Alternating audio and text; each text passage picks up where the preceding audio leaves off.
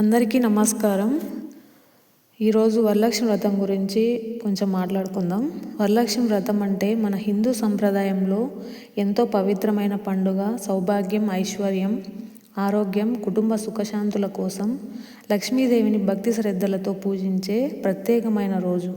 ఈరోజు మనం వరలక్ష్మి వ్రతం యొక్క ప్రాముఖ్యత గురించి, అలాగే పండుగను మన స్తోమతకు తగ్గట్టు ఎలా సంతోషంగా చేసుకోవచ్చో మాట్లాడుకుందాం. ఈ రోజుల్లో మనం పండుగ చేసుకునేటప్పుడు పక్కింటి వాళ్ళు ఎలా చేస్తున్నారు, మన బంధువులు ఎలా చేస్తున్నారు, సోషల్ మీడియాలో ఎలా చూపిస్తున్నారని చూసి మనం కూడా అంతే గ్రాండ్గా చేయాలి అనుకుంటాం.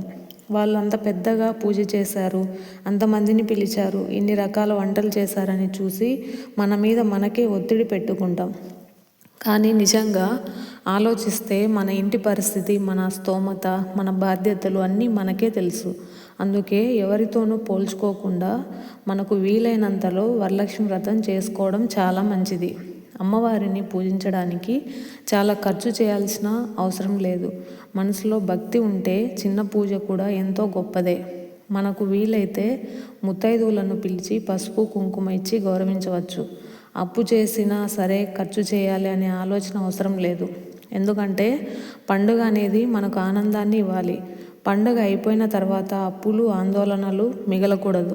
ఒక చిన్న దీపం వెలిగించి అమ్మవారిని మనస్ఫూర్తిగా ప్రార్థిస్తూ, అమ్మ, మా ఇంట్లో ఎప్పుడూ సంతోషం ఉండాలి, అందరూ ఆరోగ్యంగా ఉండాలి, నీ ఆశీర్వాదం ఎప్పుడూ ఉండాలి అని కోరుకుంటే అదే ఎంతో పెద్ద వరం.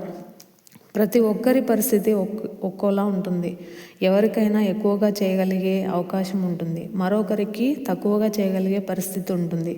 అది పోల్చుకోవాల్సిన విషయం కాదు. మనం వాళ్ళ నీళ్ళని చూసి అమ్మవారికి బంగారు నగలేస్తున్నారు, మనం కూడా అప్పు చేసి మరీ చేయాల్సిన అవసరం లేదు. మనకి ఎంత ఉంటుందో అంతనే పెట్టుకుంటే మంచిగా ఉంటుంది. ఈ వరలక్ష్మి వ్రతం సందర్భంగా ప్రతి ఇంట్లో లక్ష్మీదేవి అనుగ్రహం ఉండాలని మనస్ఫూర్తిగా కోరుకుంటున్నాను.